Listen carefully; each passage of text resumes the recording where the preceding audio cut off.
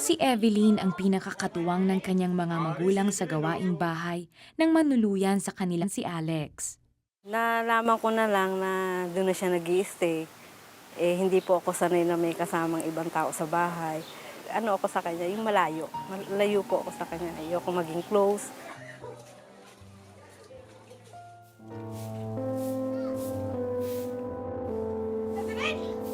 Ano naman itong naririnig ko? Ha?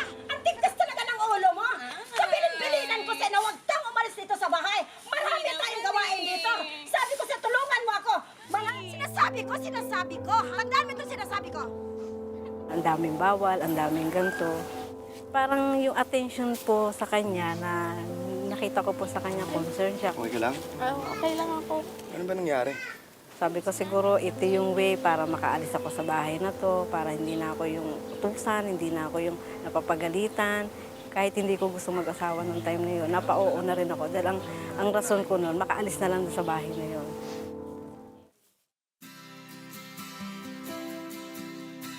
Sumama po ako sa kanya. Yung buhay namin na 1 taon, 2 taon, maayos po. Pero yung bisyo niya, hindi na po talaga naalis yun. Hello? Inuman? Mamaya? Sige. Sige, pare, pupunta ako. Inasikaso ko po siya bilang asawa.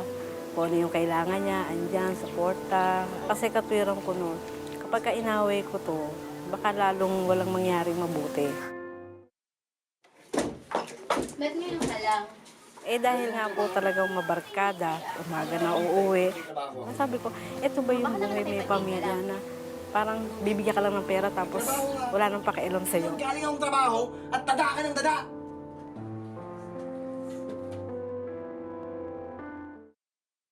Sandali! Tapos dumating yung punto sa akin na yun, ang babae na nga po siya. Si Alex. Pero yun po kumbaga asawa ng bayan, parang ganun kung tawagin. Papahatid lang sana ko sa kanto. Kasi nagka-taxi na po siya noon eh. Kintuban po ako. Yung pala, hindi naman pala se-service ang mag-drive. Hindi, mag-debate lang po sila. So dumating po yung time na naulit na naman po yun.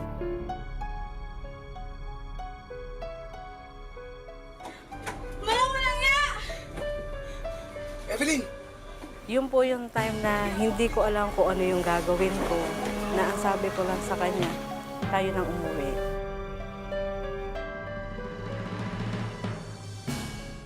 Parang ayoko na yatang makisama. Kasi nakita ko na po yung actual na gano'n. Na sabi ko, ang gulo na, ang gulo na. Natuto po akong manalangin.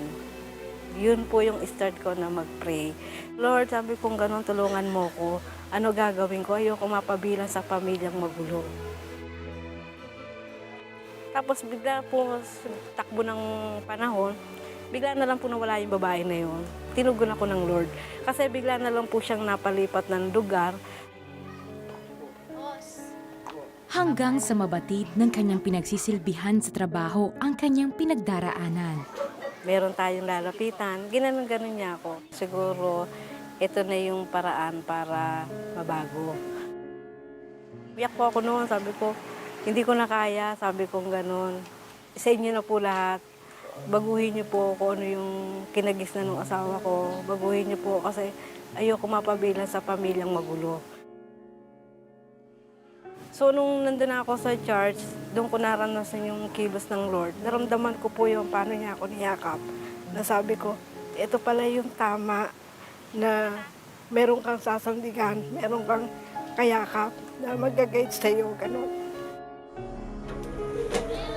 Subalit, hindi ito naging susi upang matigil sa pambababae ang kanyang asawa. Parang hindi yata kumikilos ang Lord. Sabi ko sa sarili ko. Sabi ko, Lord, hindi mo na ako pinakikinggan. Ayoko na. Give up na ako. Sabi ko gano'n. Hindi man tama itong gagawin ko, pero alam ko, ito yung alam kong way eh. So, tatapusin ko na to para wala na ako makita. Evelyn! Kabitin po ako ngayon.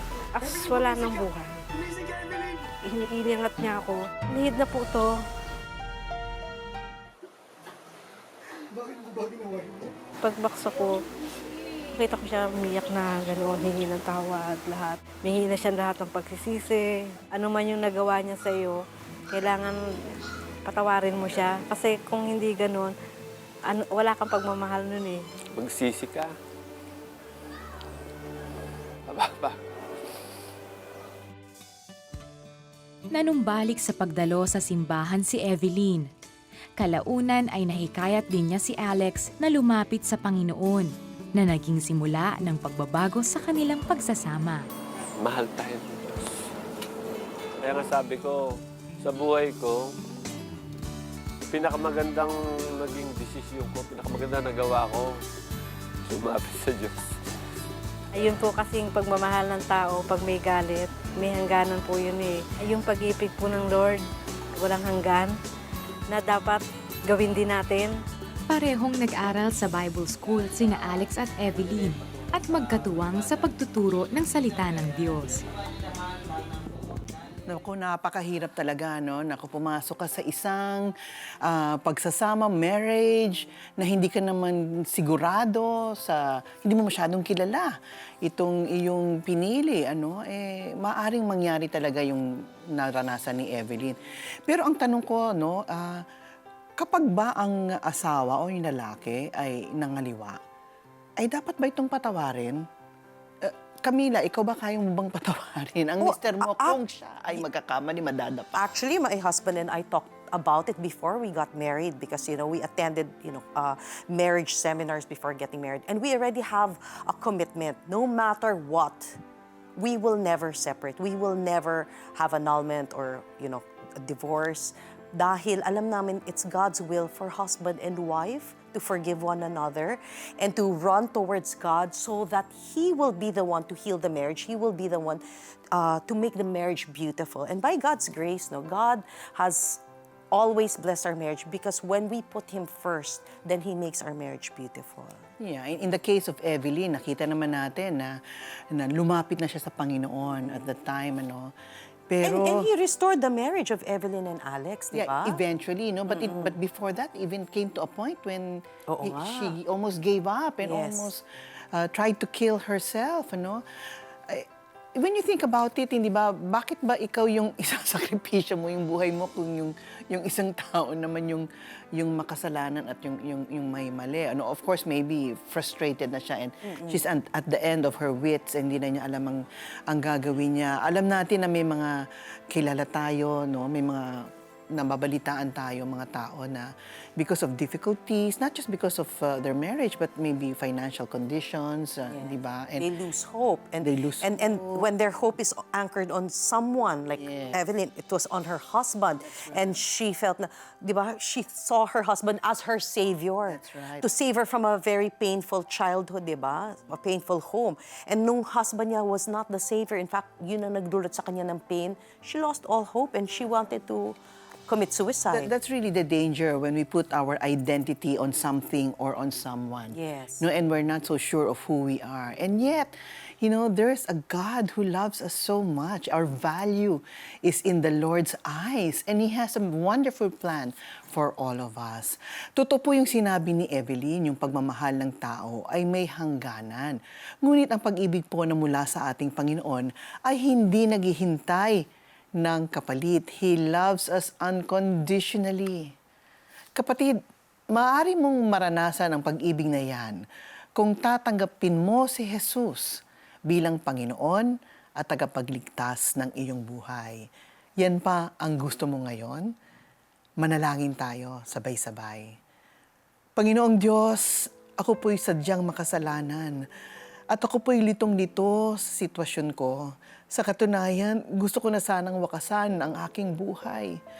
Ngunit naniniwala ako ngayon, Panginoon, na ang aking pag-asa ay nasa sa iyo. Na ako ay minamahal mo at ikaw lamang ang tunay na nagmamahal sa akin. Kung kaya ibinigay mo ang iyong buhay, Jesus, nagbuwis ka ng iyong buhay, dumanak ang iyong dugo sa krus ng Kalbaryo. Ikaw ay namatay para pagbayaran ng lahat ng aming kasalanan. Ngunit ikaw ay nabuhay na muli, na pagtagumpayan mo ang kamatayan at ang kasalanan. Ikaw ay buhay muli at dahil sa iyo kami ay maaari magkaroon ng panibagong buhay. Kaya ngayong araw na ito, ako'y nagdedesisyon, Jesus, pumasok ka sa aking puso. Ikaw na ang aking maging tagapagligtas at Panginoon ng aking buhay.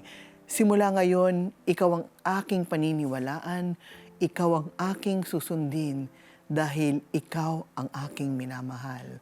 Maraming pong salamat sa inyong kapatawaran at sa pag-asang ibinigay niyo sa amin sa ngalan ni Jesus.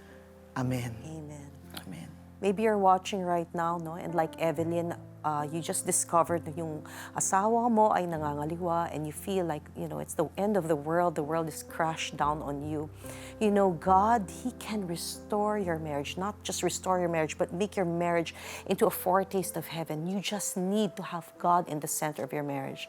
So I pray for the people who are watching right now. Alam kong balisang-balisa kayo, but there's nothing impossible with the Lord. Just surrender first your life to the Lord and then surrender your marriage. Surrender your pain and surrender your unforgiveness. I know there's so much pain that has happened and you don't feel willing to forgive your spouse, but God cannot move unless you first forgive your spouse. So in the name of Jesus, you cannot do this on your own, but God will give you the supernatural strength to forgive your husband. In the name of Jesus, He is giving you that supernatural strength right now. Also, the Lord is humbling you to ask for forgiveness for your own sin, maybe for disrespecting your husband, for not submitting to him, for not honoring him. The Lord wants you to admit that to God and also to yourself and also to your husband. Ask for forgiveness from your husband. And there are also people who are watching right now, parents who have problems with their children, and you feel so disrespected by your children, but at the same time, He wants to humble your heart also. He wants you also to reach out to your children and also ask for forgiveness from your children for the mistakes you have done against them. So in the name of Jesus, He will restore your relationship with your children. There are people who are also watching right now.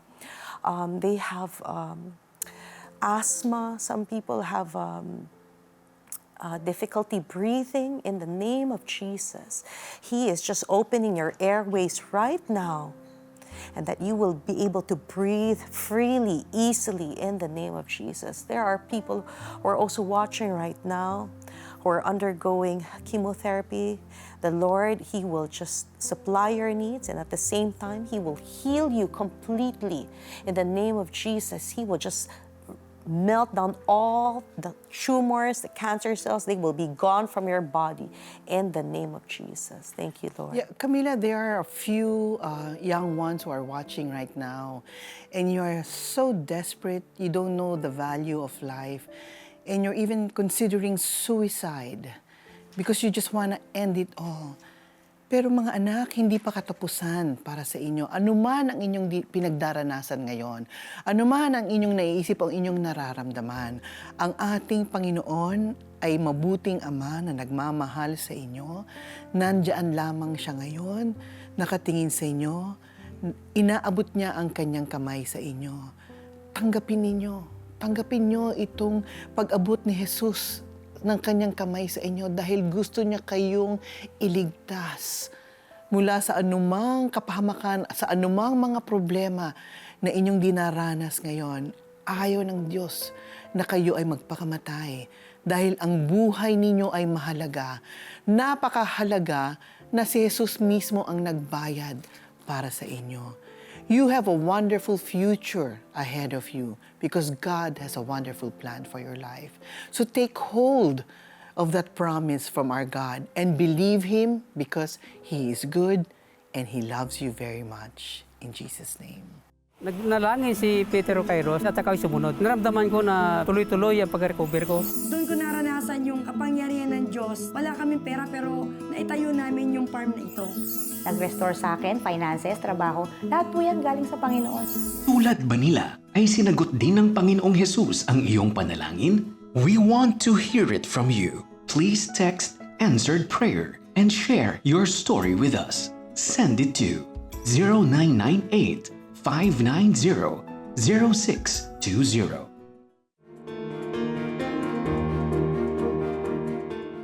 Reach more, bless more, anywhere you are. Donate to CBN Asia using your GCash app.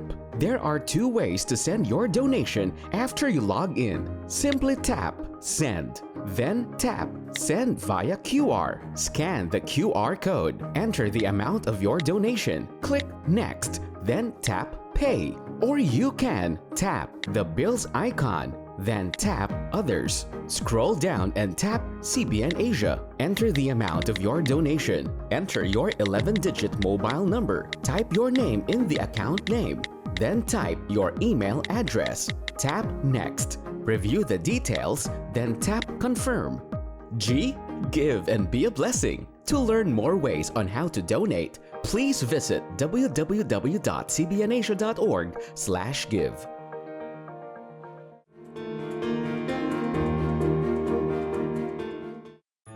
Walang pamilyang maituturing si Nel. Sa murang edad na 12, ay nagkahiwalay din ang kanyang ama't ina. Nag-iisa akong anak ng mama at papa ko. Ang mom ko got married sa States. So my brother ako. Ang papa ko, maraming anak. Binata ang papa ko na namatay. Dahil dito, ay tila naging mailap si Nel sa ibang tao. Growing up, medyo galit sa mundo. Kaunting kibot, naka-flare up agad. Hindi ko masabing masaya kasi I just put up a wall. Tapos, na-experience mo yung umiiyak ka sa gabi kasi walang buo. Hanggang makapasok siya sa isang Christian company kung saan lumalim siya sa pananampalataya sa Diyos at tinanggap si Jesus ng buong buo sa kanyang buhay. Nagpipray ako kay Lord na gusto ko yung guy na mas malalim kay Lord and would lead me more to God. So, ayoko na ng mga mabababaw lang. Isang PWD si Bong, ngunit sa kabila ng kanyang kapansanan ay nananatili ang positibong pananaw sa buhay. Yung time na yon, pinakita sa akin siya. Sabi ko, Lord, wag naman yan. Tapos siya pa rin, Lord, mahirap tatay ko nga hindi ko naalagaan, Lord eh. Isang guro si Bong at iyon ang ginagamit niya upang ipahayag ang salita ng Diyos. Di naglaon ay naging mag-asawa sina Nel at Bong. I obey God, I obey with my heart. Maluwag na tinanggap ni Nel ang kalagayan ni Bong at kapwa silang masayang nagsisilbi sa Panginoon. Tinanggap ko lang talaga na ako'y kargador. Kargador niya ako na lahat ng gamit niya. If you would see him, mahihirapan siyang magbuhat. Dahil ako yung able body, ako lahat yon. Subalit ang masayang pagsasamang iyon ay nasubok ng makaramdam ng biglang pananakit ng dibdib si Bong. So doon lang namin nalaman na meron siyang heart problem. Nakapag-check up na kami ulit.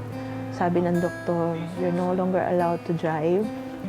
You're no longer allowed to teach. Yun ang problema niya. Paano pa ako, Lord?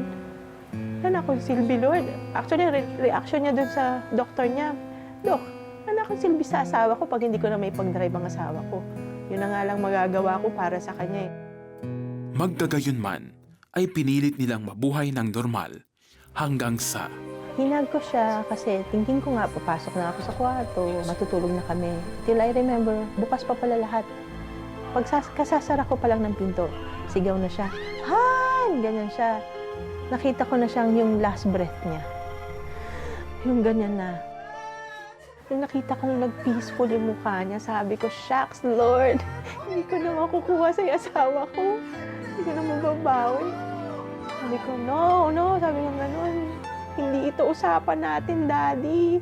Tumawag ako agad ng ambulance. So, maayos lahat. Alam ko darating lang ambulance. Alam ko darating lang yung help. Walang tulong na dumadating. Tahimik si Lord. Lahat na ata ng verse, sabi ko na.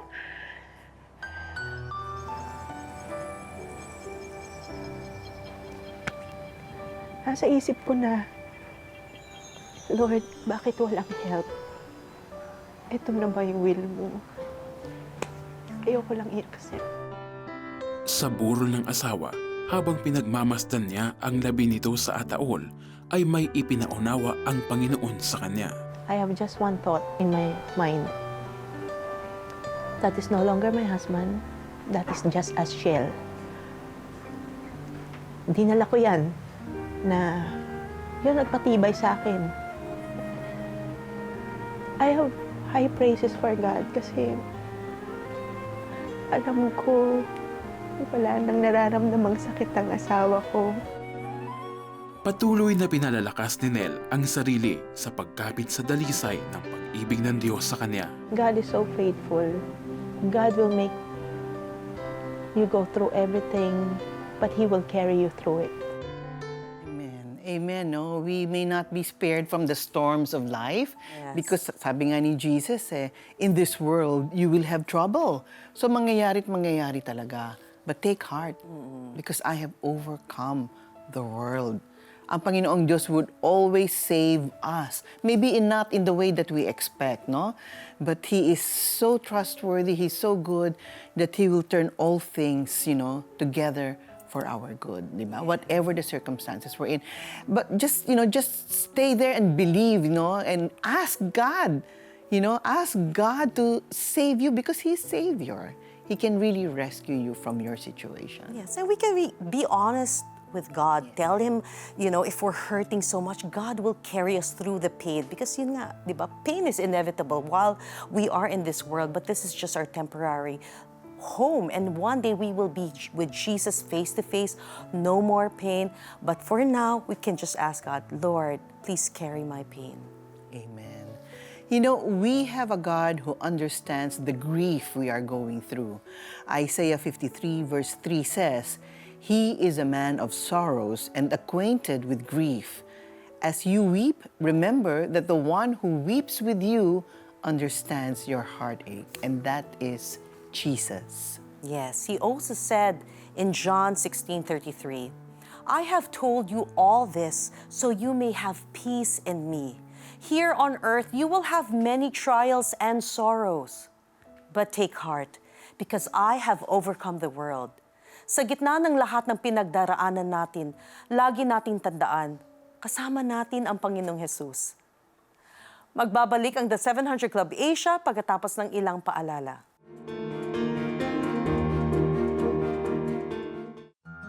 Ang word ni Lord ay isang tanglaw. Ilaw kapag madilim, para di ka maligaw. The best kung babasahin mo araw-araw. Ito ang Tanglaw, a devotional app where you can read and listen to God's Word anytime and anywhere. Madaming lessons and memes na madaling i-share. Made for you by friends who care. Get the Tanglaw app. Partners of CBN Asia, lend a helping hand to the helpless, bring hope to the hopeless. You too can transform countless lives with your donation of 1,000 pesos. Plus, you will receive exclusive streaming access to Facing Your Giants of Kata Inocencio. I found inspiration in the example of David, who faced the giant Goliath with just 5 small pebbles, but with great faith in a great God. Become a CBN Asia partner today.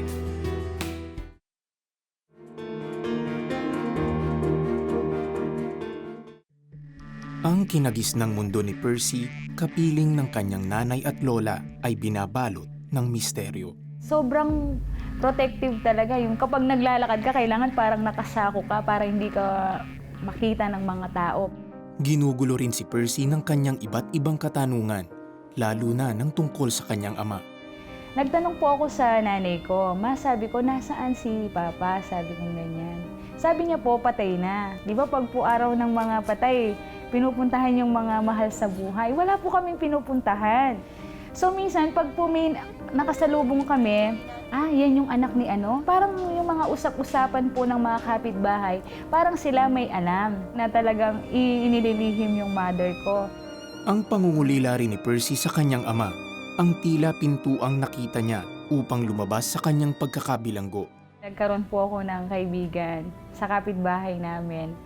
Ano siya, natulungan niya ako na makakyat sa bubong. Tuwang-tuwa talaga ako kasi ganito pala yung pakiramdam ng may kalaro. Yung may kausap ka ba? Yung hindi lang yung mga laruan mo yung kausap mo. May tao kang kausap. Isang pinagkakatiwalaan naman ang nang-abuso sa kanya. Time na yon talaga, naaano ko na, iba yung tingin niya sa akin. Meron siyang interest talaga sa akin. Tapos nararamdaman ko rin, nung una, nahalikan niya ako dito eh.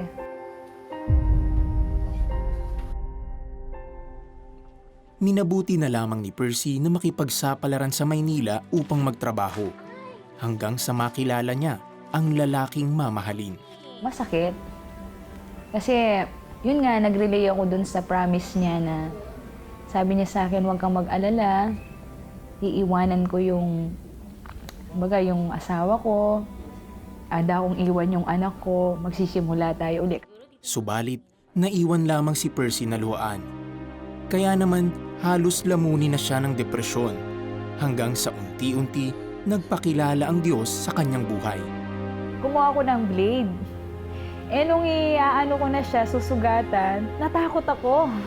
Kasi baka walang makakita sa akin, sabi ko. Yung parang merong conviction na, huwag mong gawin, anak. Magmula noon, nagdesisyon si Percy na magtiwala sa Diyos. Ang pangungulila niya sa sariling ama ay pinuno ng Panginoon ng pagmamahal. Kaya patuloy na lumago si Percy at natutong magpatawad. Hindi man nakilala ni Percy ng personal ang kanyang ama. Nakarating naman sa kanya ang balitang ito'y isa na ring manggagawa ng Panginoon. Mahirap po talaga na hindi makilala yung sarili. Pero instead na magtanim tayo ng galit or magtanim tayo ng sama ng loob, hanapin natin yung kasagutan sa Panginoon.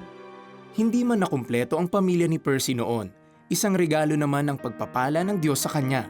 Isang asawa at mga anak na naglilingkod sa Diyos. Galing tayo sa Panginoon. Siya ang gumawa sa atin. Siya ang lumikha sa atin. So, hindi niya pababayaan na sirain tayo ng iba. Kumbaga, siya rin ang magbubuo kung tayo ay, nagkaluray-luray, nagkawasak-wasak yung buhay natin. Siya rin ang magbubuo sa atin. Imagine, Camila, look at Percy, no? Somebody who already also attempted to end her life. Yes. But look at her. She's so full of life and fruitfulness in her life, di ba? Ganun ang pagpapalang binigay ng Panginoong Diyos sa kanya dahil nagtiwala siya sa Diyos. And she obeyed the Lord by forgiving the people who have hurt her. Diba? Lahat tayo ay may pinagdaraanan. Problema man yan, karamdaman o pagsubok, kasama natin ang ating Panginoong Jesus. Kung kaya sabi sa 2 Corinthians 4:16-18, we do not lose heart. Though our outer self is wasting away, our inner self is being renewed day by day. For this light momentary affliction is preparing for us an eternal weight of glory beyond all comparison, as we look not to the things that are seen, but to the things that are unseen. For the things that are seen are transient, but the things that are unseen are eternal. From one state of glory to another, from our current existence to eternal life, Jesus remains by our side throughout the entire journey. May God bless you and keep you, and may He make His face to shine upon you and give you His peace. God bless you. Bye-bye. Shalom, shalom. Ngayong Huwebes, Male flight attendant natanggal sa trabaho noong pandemya. Ano na kaya ang pinagkakaabalahan?